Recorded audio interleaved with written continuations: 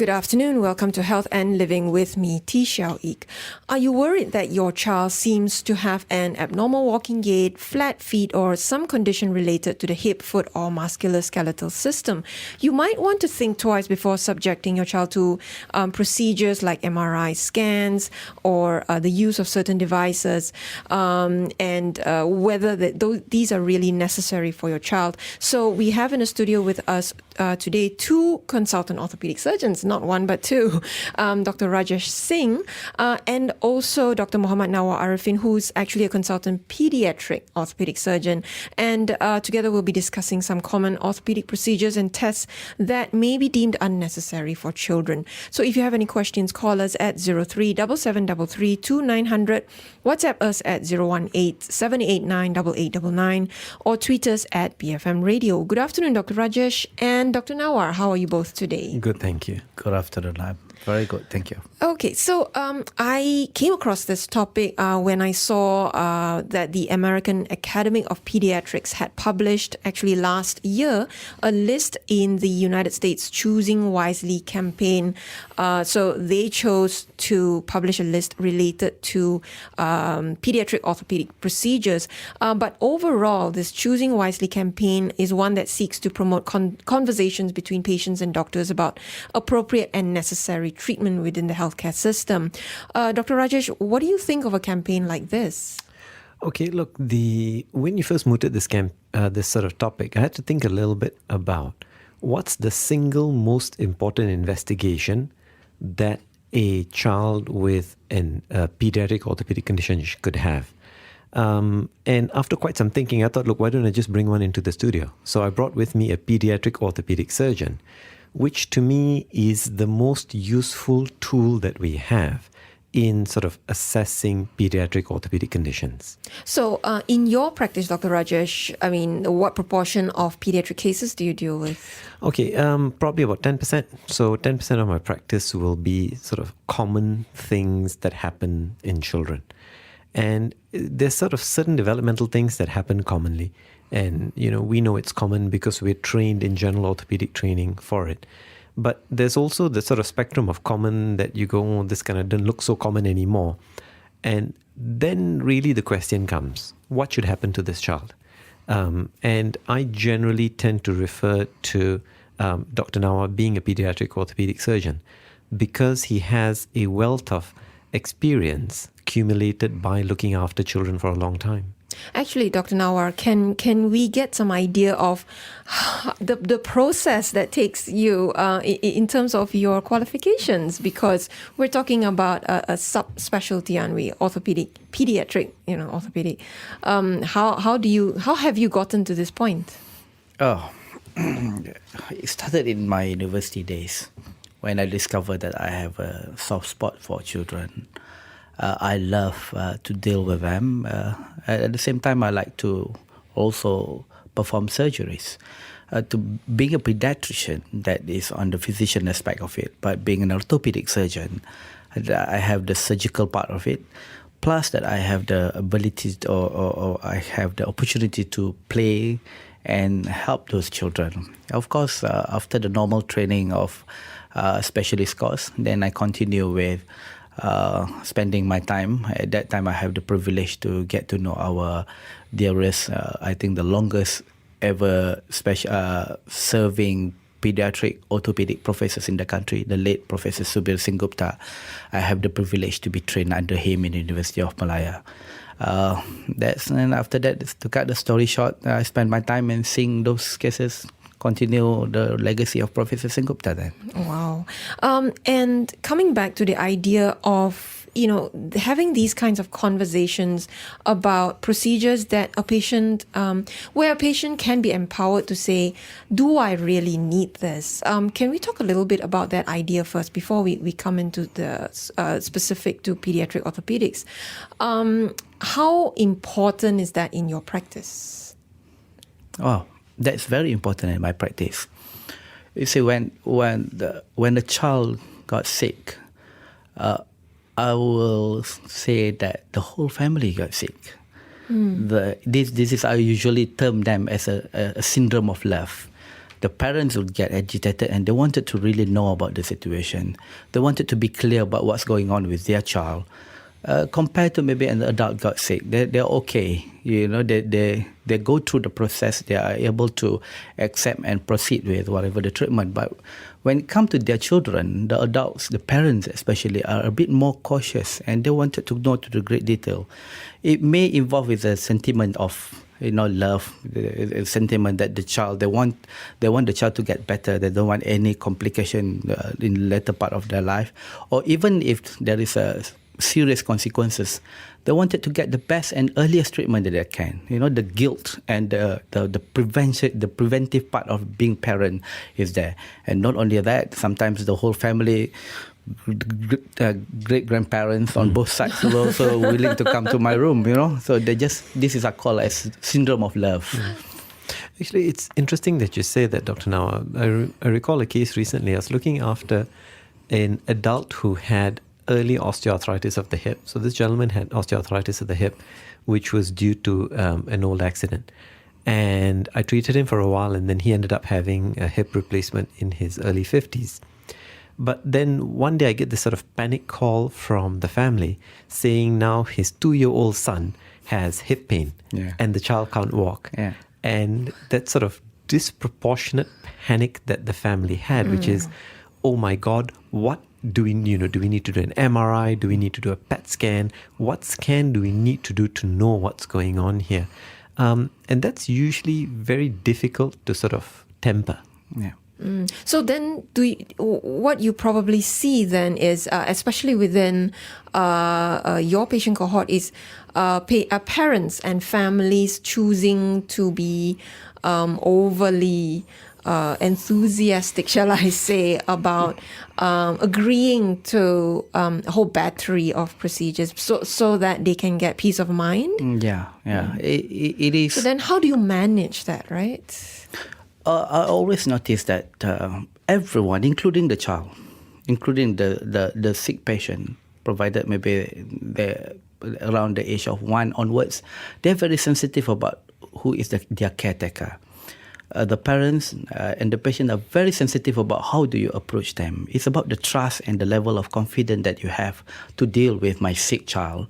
That's within the parents. And for the child themselves, you have to understand that when a sick child is sick, they don't have anyone else in their life to be trusted upon. They only look at their parents. And when they can have the feeling that the parent is trusting this particular doctor or another person in their life, that is actually the first sign that they started to allow you to give trust and allow you to come into their surrounding, to examine them, to touch them. Once that happens, then everybody will be happy.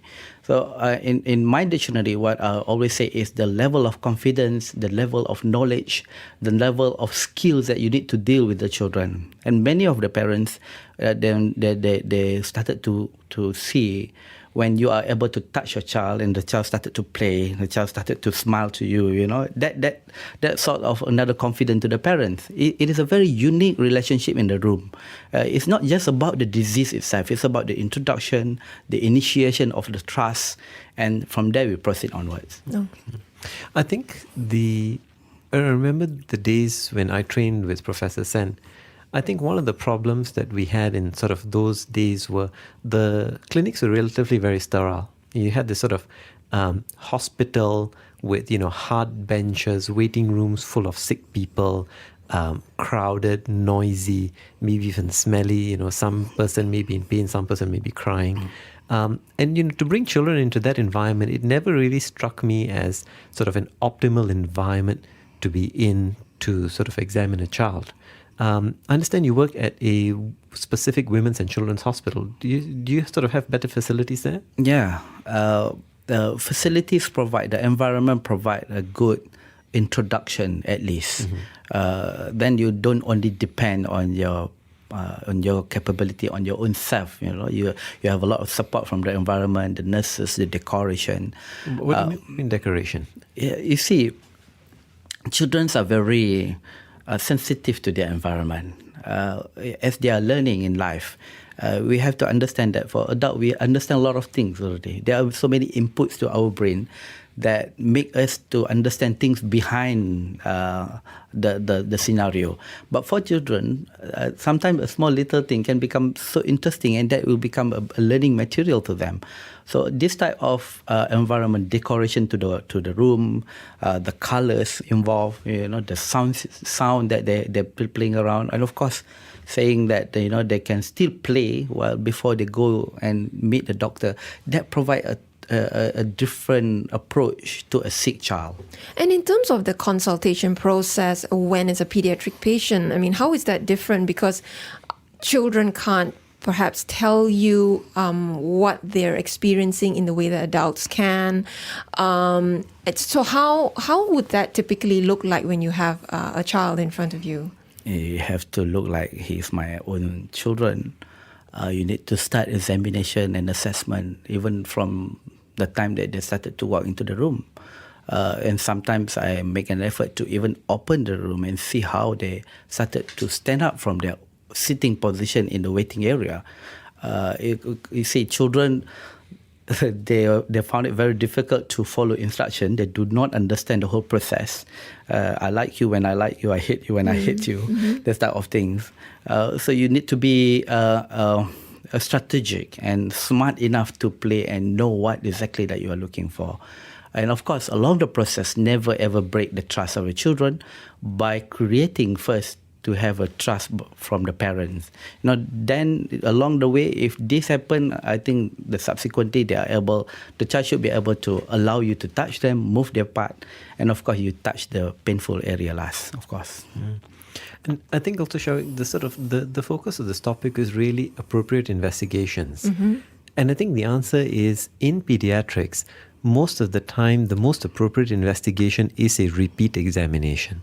Okay. And I don't just mean in terms of pediatric orthopedics. My mom's a pediatrician, and even she would say this, that the most important investigation you can do is to lay your hands on the patients now and then come again and lay your hands on the patients again and see what has changed.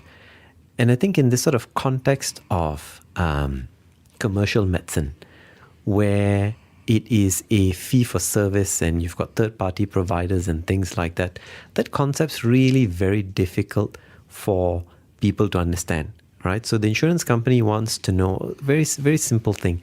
The child's been in hospital for 3 days. What's the diagnosis?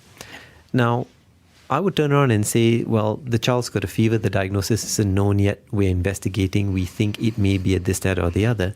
Then the pressure will come, well, have you done an X-ray? Have you done an MRI? Have you done a CT scan? Have you done this? Have you done that? So it's sort of very frustrating when the payers don't understand that the most important thing that you can have is that repeat examination and, all these things that you can't put down on a piece of paper and have a charge code for. And I think that that's one of the messages that, I really want to go out from today. The fact that when you talk about pediatric orthopedics, it's really an issue of old-style medicine already. I'll get children in the clinic who have flat feet. The mother will show me her feet are flat. The father will show me his feet are flat. And the child will stand up and the feet are flat. And they say, we're going to go get an MRI. We thought we'd just come and speak to you first. And, I'm almost banging my head against a brick wall going, what is an MRI of a flat foot in a child with a history of parents with flat foot going to possibly show? And that's the tension there where, of course, on the one hand, we start to mistrust a system that tells us you have to go for 10 different procedures and you're going to be charged X amount for this. But at the same time, we've come to a point where we expect instant answers from our healthcare providers, and we want something on an X-ray film or whatever it is that can, it's a visual confirmation of. Can go show your friends one. So we're discussing today what may be some common orthopedic tests, procedures, or perhaps even devices that are prescribed to children but may not actually be necessary. And we kind of want to look at what could be the potential risks there and try to understand that. We have two consultant orthopedic surgeons in the studio, Dr. Rajesh Singh, of course, for his monthly show, but also consultant pediatric orthopedic surgeon, Dr. Muhammad Nawar Ariffin. We'll be right back after a few messages right here on BFM Radio. Good afternoon. Welcome back to Health and Living. I'm T. Xiao Ik. In the studio with me today, Dr. Rajesh Singh, consultant orthopedic surgeon, and he's brought along consultant pediatric orthopedic surgeon, Dr. Muhammad Nawar Ariffin. We're talking about children and adolescents today, whether there are certain common tests and procedures that are being prescribed to children that perhaps may not be necessary. If you have any questions, you can call us at 03-7733-2900, WhatsApp us at 018-789-8899, or tweet us at BFM Radio. Dr. Nawar, what would be some common conditions that you see among children that you think we should highlight today when it comes to some tests and procedures being over prescribed? Would that be Ordered? Over ordered, that's right. Yeah. Some common conditions that you see in your clinic. Yeah. It may be related to children's trauma, accident that happened at home, around school or workplace, shopping centers. These are the common presentation, common fractures and joint injuries. But in my setup, I think talking about any particular investigation that is being over-ordered, I do not have that many experience except for X-rays. So you have to understand that sometime in pediatric setup, the only thing that I need is X-rays. Once a while, then I go to a CT scan or MRI. Maybe if the child being or seeing different physician or caretaker before, if they are in doubt or they do not know what is the condition, maybe they started to over investigate the child. But in my setup and the way I look at things is proper assessment in children. Majority they give you the direct answers. Only a very little pathology that you need to go into the further investigation more than X-rays. So how do we delineate then a proper assessment? What comes under that, and then what would necessitate moving on to more advanced? Okay, so let me give you an example of a child who presented to me. So this child had fallen down, had seen and had elbow pain, and had gone to see the tita. And so the tita had sort of, pulled it back into place and put a splint on it. And the child was sent to me with an X-ray, and the X-ray showed an obvious fracture. So in an adult, the next step would have been to do something like a CT scan to sort of delineate greater the extent of the fracture. But because this child, I looked at the fracture and I looked at the child and I said, look, this is probably not something very straightforward. It should be dealt with by somebody specialist in children. So I sent it to Dr. Nawar, and maybe Dr. Nawar can tell us what happened with that particular case. Yeah, this is a typical lateral condyle, Dr. Rajesh. A lateral condyle fracture is unique in children, in which it looks like a normal fracture in the X-rays. It can be easily detected, but the treatment is totally different. It can be acceptable in adults sometimes to treat conservatively, meaning put a cast in, do not need to perform surgery. And even the surgery, sometimes we can just fix through wires percutaneously. But in this particular case, because we know that it is a lateral condyle, we know that it is unique, it is always intra-articular, and it always displaced. And we have to straight away perform an open surgery and fix. And that fixation must also stay longer than usual. This is an example to show that a unique condition in pediatric orthopedics can only be detected if the caretaker knows and have seen the similar case before. But if we do not, we are unsure, then probably we have a tendency to actually go for CT scan or MRI to get it further. But in children, if you understand the uniqueness of a certain condition, you do not need all that. You just need to go in straight and perform the procedure. And I think that's the key. I think that pediatrics, the term pediatrics actually means care of the bent child. So pedis being child, orthos being straight. So when this sort of area of when the area of orthopedic surgery began, till about probably the 1890s, it was exclusively for the care of children, right? But then once we worked out how to pin and plate and fix fractures, the sort of care of pediatric orthopedics quickly diverged into sort of trauma surgery and trauma care. So I like to sort of make the example of adult orthopedics is perhaps a little bit more like carpentry, right? Whereas pediatric orthopedics is a lot more like gardening. You really have to tend to your plants, watch them, see how they respond, and then tend to them again. So there's sort of minor adjustments which are made. But also there's certain things that you recognize being in your garden as, this is a snail, the snail's going to eat all my saplings, I need to get rid of the snail. You can't just say, it's just another creature in the garden. So pediatric orthopedics does have its sort of very unique aspects within orthopedics. And especially when you're talking about ionizing radiation. So this is the thing we haven't really sort of spoken about. What is the harm in doing a CT scan in a child versus what is the harm in doing a CT scan in an adult?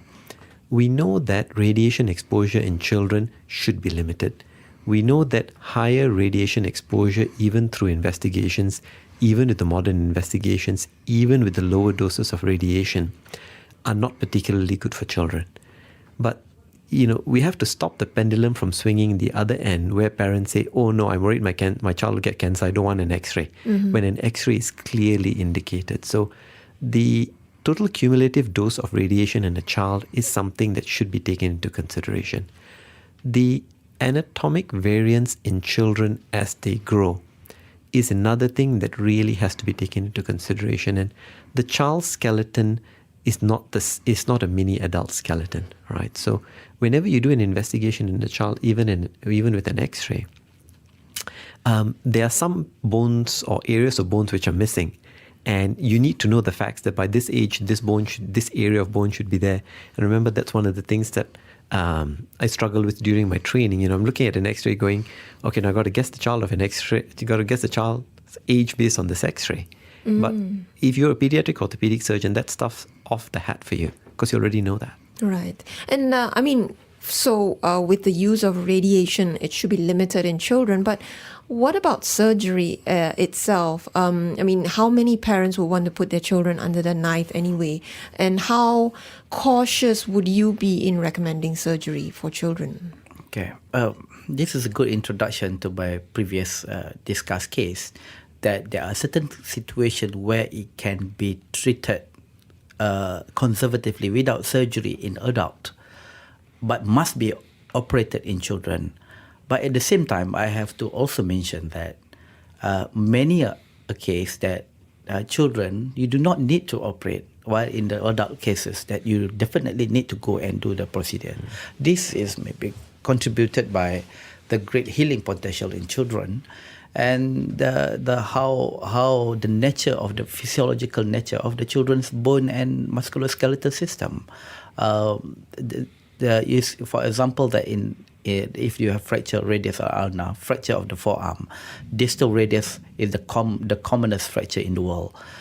In adult, if we have to fix if it is beyond certain degree safe enough to say that at 30 degrees, no way that you will accept 30 degrees angulation in the distal radius in adult.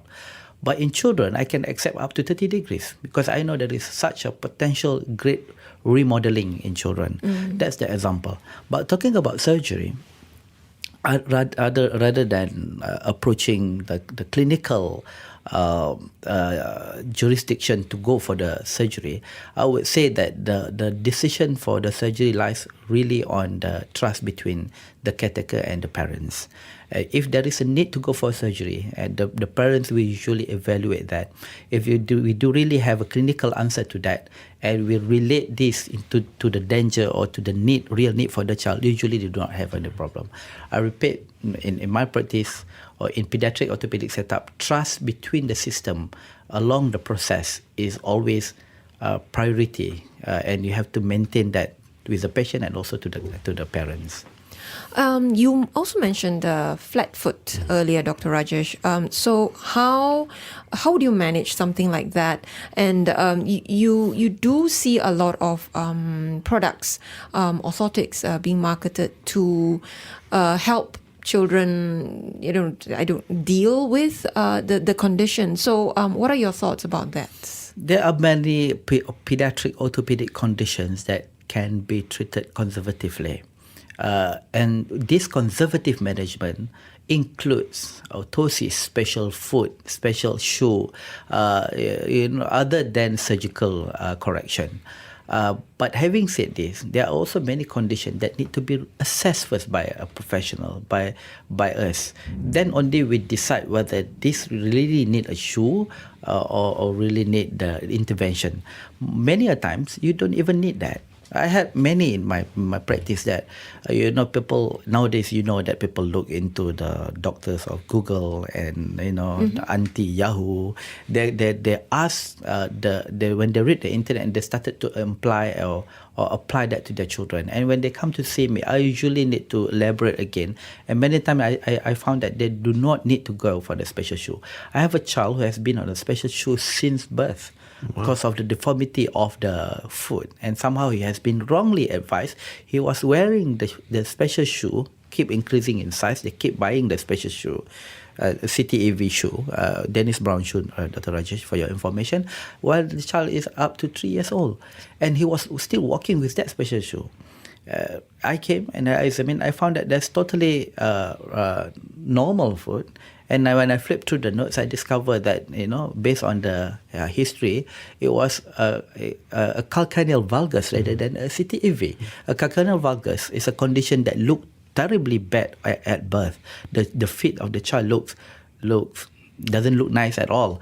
But we know that it's going to go away and the child will walk normally. So they can be easily mistaken to the nearby friend, which is actually CTEV, where we really need intervention, repeated serial casting, and so on.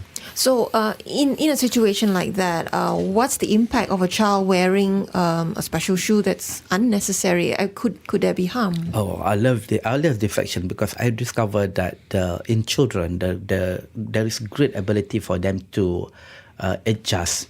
Even he has been working like that, but still with that unnecessary shoe. But upon the next few follow-up, the child walks normally again, because in children they grow, they adapt to the situation, they are very they know how to deal with whatever that they have.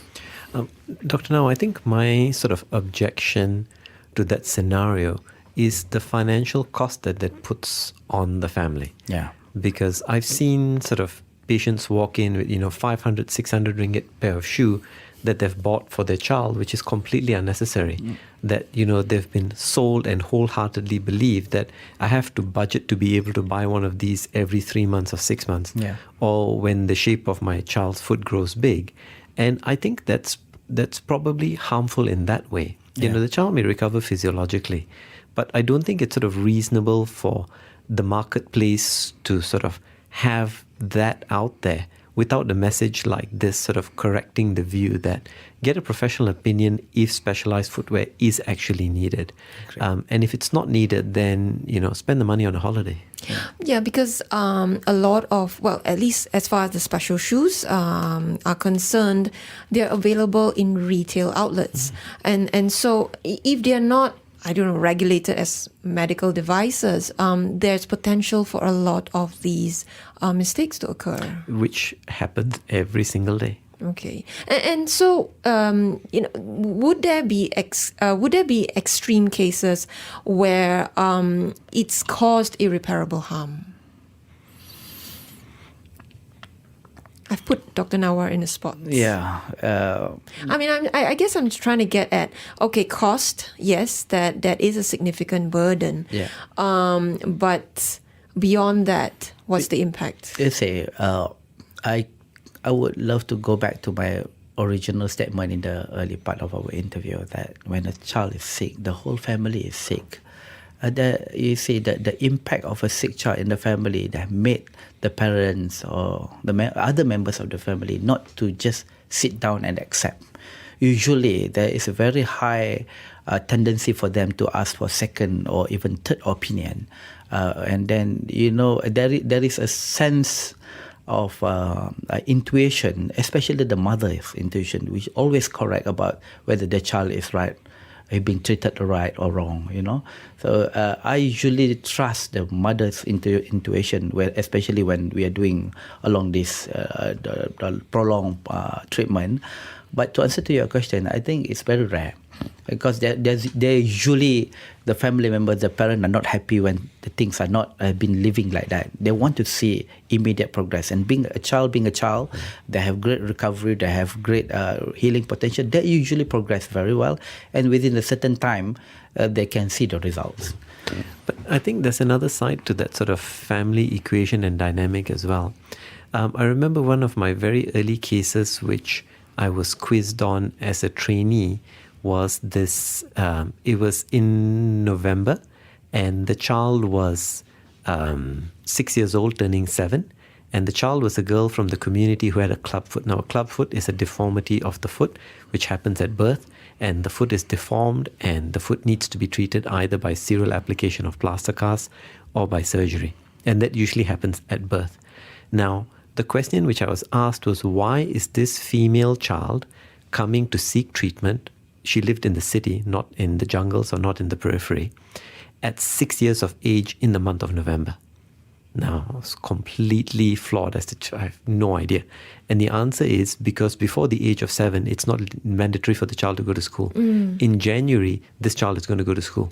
So the family who have ignored this sort of inconvenient deformity suddenly now has an urgency to treat the deformity before the child is exposed socially.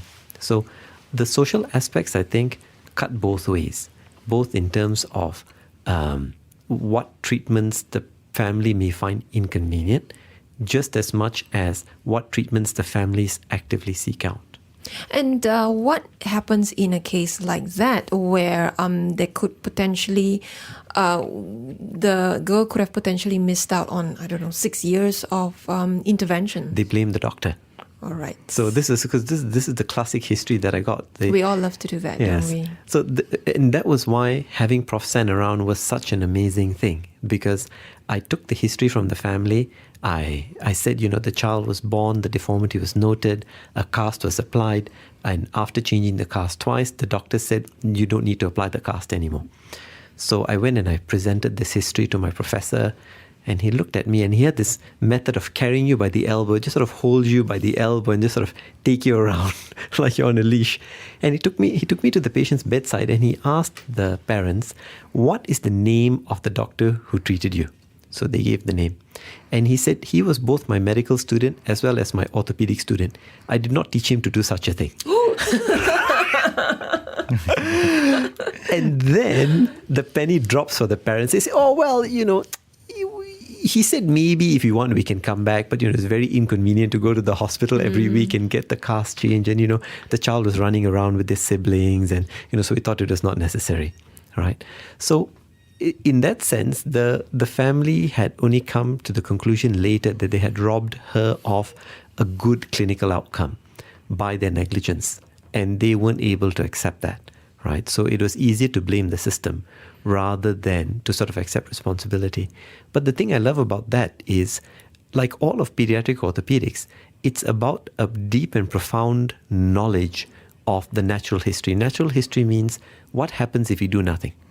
What happens if you do A? What happens if you do B? Now, that's important in all areas of medicine, very important in orthopedics, but profoundly important in pediatric orthopedics, which is what will the growth trajectory of this child be if I do nothing? And, here we have the sort of doyen of pediatric orthopedics going, he was my medical student and my orthopedic student. I wouldn't have taught him that.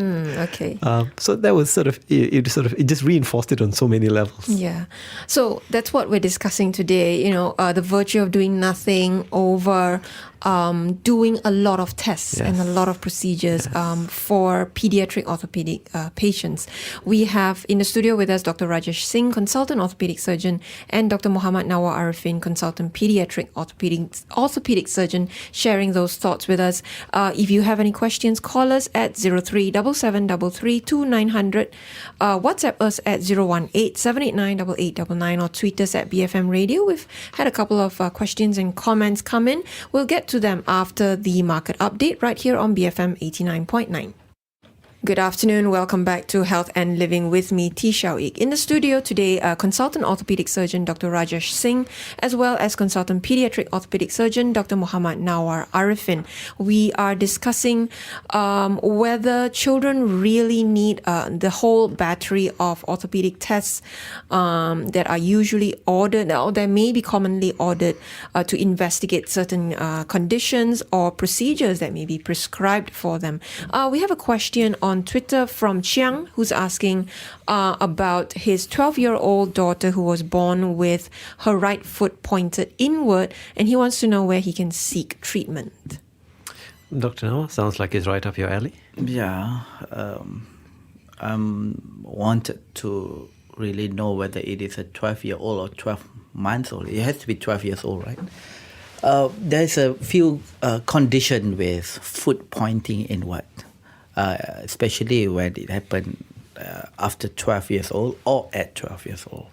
I have to really elaborate, I have to really assess the child and see whether this inward foot is really originated at birth as what she pointed. There are certain conditions that maybe started much later. But even if it started at birth, meaning that there are something that we need to evaluate and have to see. It may not be just the foot. It may started from the knee. There's a condition that's also in the hip area that may lead to foot pointing inward. My humble advice is just get to any pediatric orthopedic surgeon and get them assessed for you. Okay. So you don't need an X-ray. Let's start with that, right? So you don't need an X-ray, you don't need a CT scan, you don't need an MRI, you need a competent assessment. All right. We also have a comment on WhatsApp from Indrani. She says she was diagnosed with osteochondritis dissecans more than 3 decades ago. This was in her school years. She says, I remember as a child a long period of having to wear knee braces on both legs and how awfully ashamed she felt at having them peek out from below her school pinafore skirt. But her parents had explained that the doctor didn't want her to use a splint or metal brace that might have helped a quicker recovery, but instead a cloth brace because it would be more comfortable for her and perhaps more social acceptance in terms of going to school and all that. And so she says, the awkward teen in me should be forever grateful. Yeah. How much flexibility is there, especially when it comes to children and adolescents, in terms of managing what would be comfortable for them in their daily lives as well? Yeah, she pointed a very important approach of in pediatric orthopedics when we have to consider not only the different part of social improvement life, especially when you get involved with teenagers and adolescent time, but it's also much earlier. Let's take a case of developmental dislocation of the hip. When the child was born with the hip is outside the socket. When the child is below 1 year old, below 6 months, we do have a certain set of procedure or things that we can be done in order for the child to, in order for us to so-called settle the case before 1 year old. Why we do that? Because we knew at 1 year old the child will start walking and they need to have the head of the femur in the socket so that the child can start walking normally. These are the special consideration in pediatric orthopedic where we take into consideration every aspect of growth, especially from the musculoskeletal aspect of it from the beginning, and also when the child get involved to go to school. In Malaysia, for example, they started schooling about 5 and 7 years old. We knew that any intervention, any surgical correction, if possible, we wanted to do before that age, before the child reached that age. The main reason is because we want the child to have a school duration without any surgical intervention during that time, because easily it can any bony procedure can easily take about up to 3 months for the full recovery before the child can go back to school, and that would disrupt. Exactly. Yeah. But the American Academy of Pediatrics, in that list that they published under their campaign, did highlight that they don't recommend hip ultrasound for hip dysplasia or dislocation. Can you help put that into perspective for us? Yeah, these are the case of dislocation of the hip, developmental dislocation of the hip. Thank God that it's becoming rarer. We don't used to see those diseases nowadays compared to before. I do not know the particular reason why, but I started to see less and less in our practice. There are certain prevalence countries and area where the dislocation of the hip becomes prominent.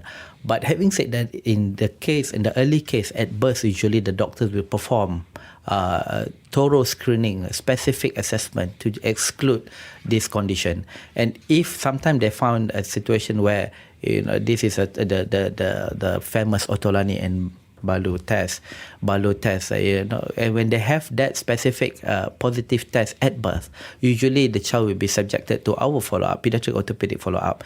And in the initial part, we used to do ultrasound to make sure to determine whether the head of the femur is really inside the socket, the ball and socket joint.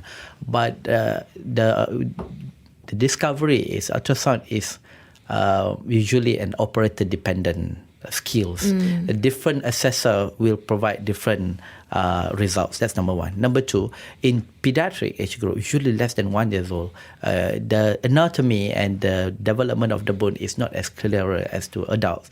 This is usually giving more harm to parents, because they get you rather than you solve the problem by giving a definite answer, then usually you give a lot more undefinite answer. Another example that correlate with this example, with this situation, is like screening that we used to do for scoliosis in children. We discovered that the more we found mild form of scoliosis, they actually lead to a lot more depression among the adolescent, rather than we found the bad curve that we can treat surgically. So we used to do screening for scoliosis. We used, but now we stop that. Okay.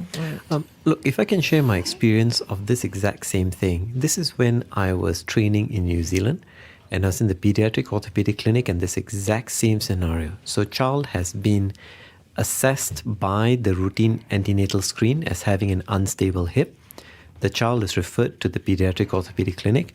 From the pediatric orthopedic clinic, I duly referred to the radiology department. The radiology department duly did an ultrasound, and I read the ultrasound report when the parents came back, and I said, everything looks fine.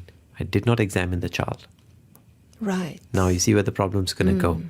6 months later, because the ultrasound had said that the hip is in place, instead of seeing the child at 1 month later, I saw the child at 6 months later.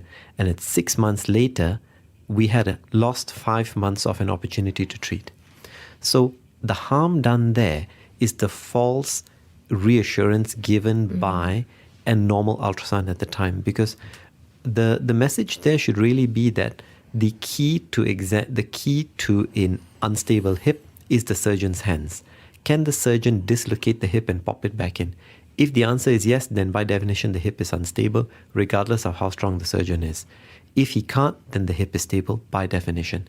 So it really goes back to that repeated examinations and surgeon's hands again, as opposed to an investigation. And that's why you feel so strongly about looking to imaging scans.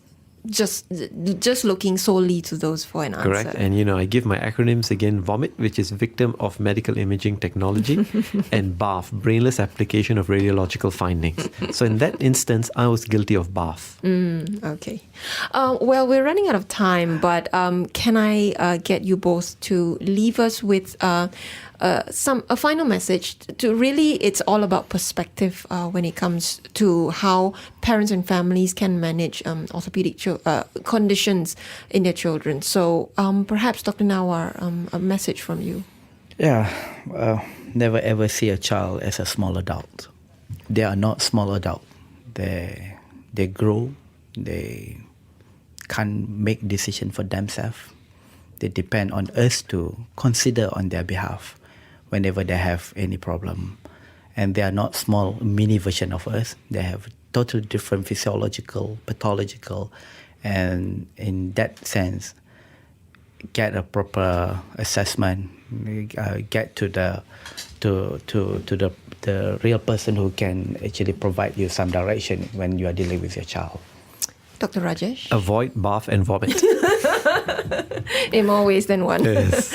And if you want to find out more about children's health issues, we are organizing our annual Health and Living Junior event that's happening this Saturday on the 5th of October. We'll be talking about things like allergies, vaccination, and what's most pressing on parents' minds today, how to prepare our children adequately to face the future as adults. We'll also have a whole load of kids' activities as well, like storytelling and yoga for kids within safe limits, of course. So if you'd like 2 free tickets, text us now with your full name and email address, and we'll get back to you with those complimentary tickets.